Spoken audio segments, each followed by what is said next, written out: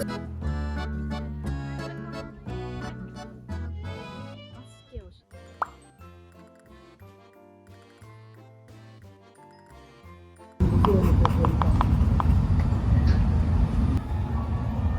がコンコルドで、向こう側にエッフェル塔が見える場所ですね。でこちらに見えるのは、チュールリー公園です。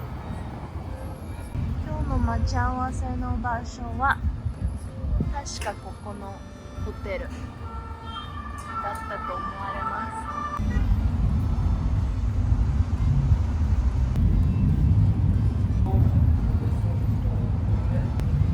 こういうテラス席があります。今日のレストランはこちらのカフェルトゥル、読み方全然覚えてなかった。ラフェロースか。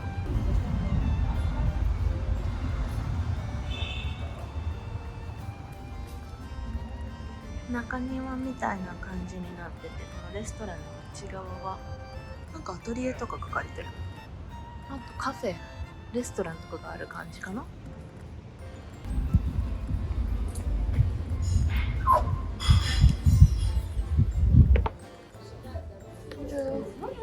I have a reservation at 10:15. Under which name? Sarah. Yes. Okay, perfect. Do you want to be inside or on the terrace? Terrace would be nice. Terrace? Yes. Okay. For 3. Yes. That should do it. Thank you. Oh, can we go to the other It's side? closed the other Okay, side. then inside is okay? Yeah, no, Thank of you. course. Oh, we can breakfast. めっちゃ可愛いかわいい。激可愛なんですけど、お花もあるし、こういうインテリアのちょっとなんだろう、なんて言うんだっけ、常夏な感じですね。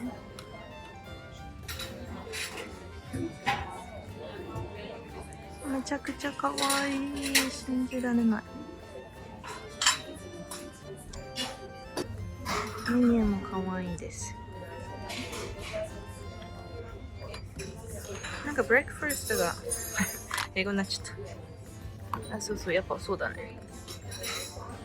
この28ユーロとかで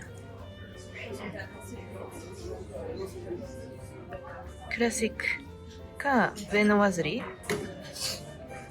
かグラノーラか、あ、これ選べるのかな。いや、エンドか、間違えました。エンドですね。超贅沢じゃない？ 28 ユーロで。なんか聞いた時より金額上がってるけど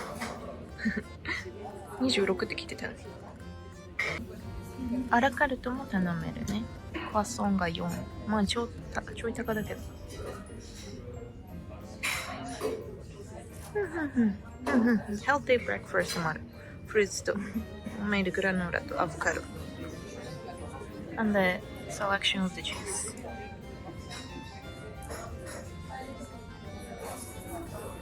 Warm beverage, matcha がある。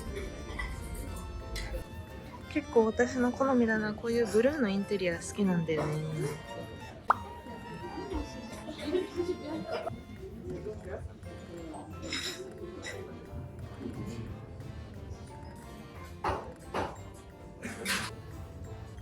めっちゃ可愛い。本当にタイプのインテリア。ホットチョコレートに。Thank you. Let's see.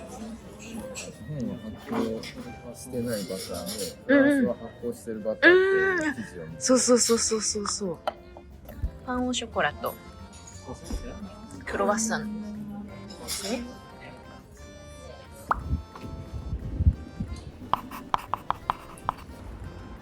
ここのカフェいつも見て夏っぽくて可愛いなと思うカフェ。名前なんだろう。名前は Let's see ルーデフレールズみたいな通りのジュディかな。オーガニックコールドプレストジュースビーガンダイグルテンフリー。あ、グルテンフリーだって。こうそういう系なんだ。グルテンフリーとオーガニック系のレストランみたいな。今度また来てみよう。かわいい。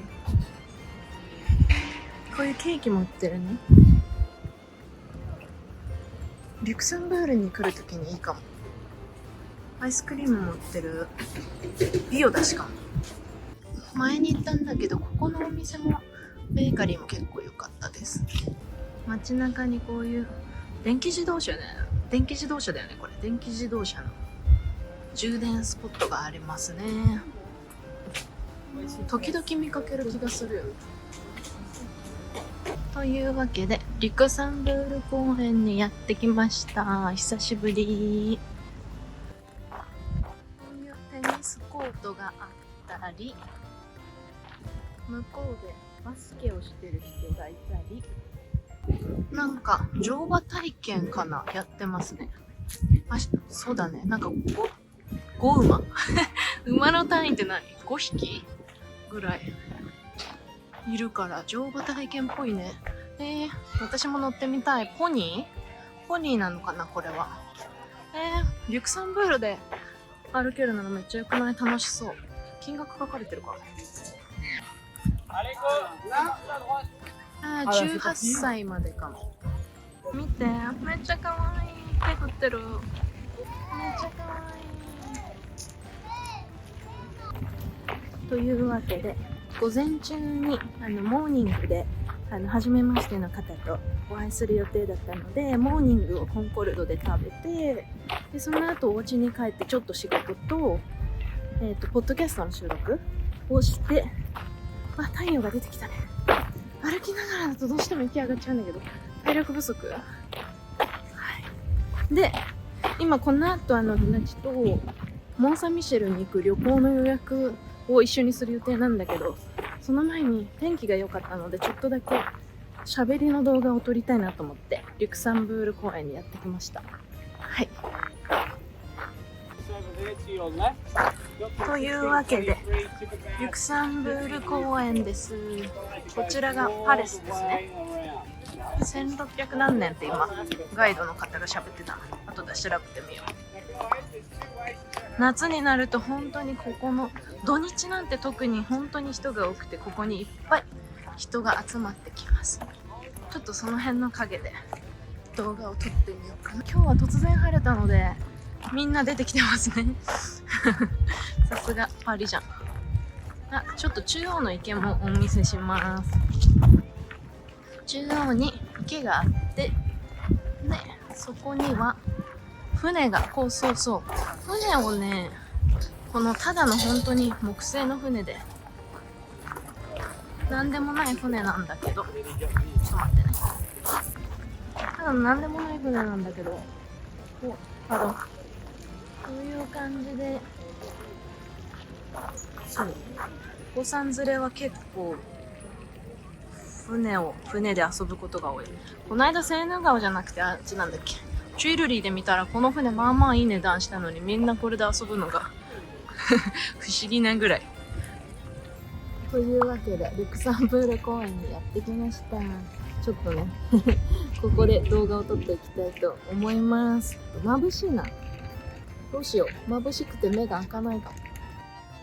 ということで、さっきよりはベストスポットじゃなくなっちゃったんですけど、私が眩しくて目が開かなかったので、ちょっと上の方に移動してきました。向こう側にパレスが見えて、ちょっとなんか建設中のところがあるんですけど、今日は私がパリが大好きで移住して1年まず住んでみようっていうところで今年やってるんですけど、それでもやっぱりちょっとここは日本と違うし嫌だなって感じる部分はあるので、そのパリに住んで嫌なことについて今日は話していきたいと思います。この襟巻きトカゲのような洋服を今日は着てきました。はい。ね。まあ、いいか。で、パリに住んで嫌なこと、辛いこと、一つ目はトイレが街中にないし、有料だし、汚いことです。このことはね、まあヨーロッパのこととして結構有名なことだと思うんですけど、街中のトイレっていうものは有料になっていて、だいたい観光地とかでも1ユーロぐらい取られることもあるし、本当の道端にあるようなところはもちろん有料で、そういうところは本当に汚くって男女兼用みたいなところも多いので、本当に汚いので入ることはおすすめしないです。で、パリの街中でトイレに入る方法として2つあって、カフェに行くか、デパートの中の、トイレに行くっていう方法があるんですけど、カフェは、みんなね、世界共通のスタバだとしても、実はトイレが汚いところは結構あって、この間私が行った時は、パリのトイレが、なんか、電気が壊れてて、スマホのライトで照らしながらじゃないとトイレに入れないとか、あとはそれこそやっぱ男女兼用が多いので、立ってする人と座ってする人がいるので、結構水が飛び散ってたりとか、なんでこんなところが濡れてるのみたいなところが結構濡れてたりするんですよ。そう。なので、スタバだったとしても結構汚いことが実は多いです。で、そして、あとは、めちゃくちゃ大きめの、なんか、鍵みたいなのが、南京錠じゃないけど、鍵みたいなのがついてて、それでなんか多分買った人しかパスワード入れられないみたいなところ、そういう鍵がついてるトイレがあるパターンもあります。これはカフェの時もあれば、デパートじゃないけど、そういうショッピング街とかでそういう風になってる時もあったりします。で、なんかみんなが一致団結して、一人の人が入って、次の人にそのままドアを開けながら、無料で入れるようにしてあげるみたいなことをやってたりすることもあるんですけど、それが警備員さんに見つかってみんなして怒られるみたいなこともやってたりします。まあでもそれも含めてね、なんか、ちょっと面白い文化だなというふうに思ってます。っていうのが一つ目でした。で、二つ目は、似てるんですけど、道が汚いし、鳩が多いことです。日本に住んでると結構自然と人間が居住する場所みたいなのって結構分かれてて、なんか東京とかで街中歩いてるとそんなに鳩に出くわすことってあんまりないと思うんですけど、パリは自然が身近である反面、そういう鳥とかも結構身近にいるので、それこそね、スタバのテラス席とか、そういうテラス席の上に鳩が乗ってきたりすることも結構あるし、こういう公園とかでも、バゲットとか食べてたら、近くに鳩が寄ってくることとかも結構あるし、結構鳩は身近な存在かなと思います。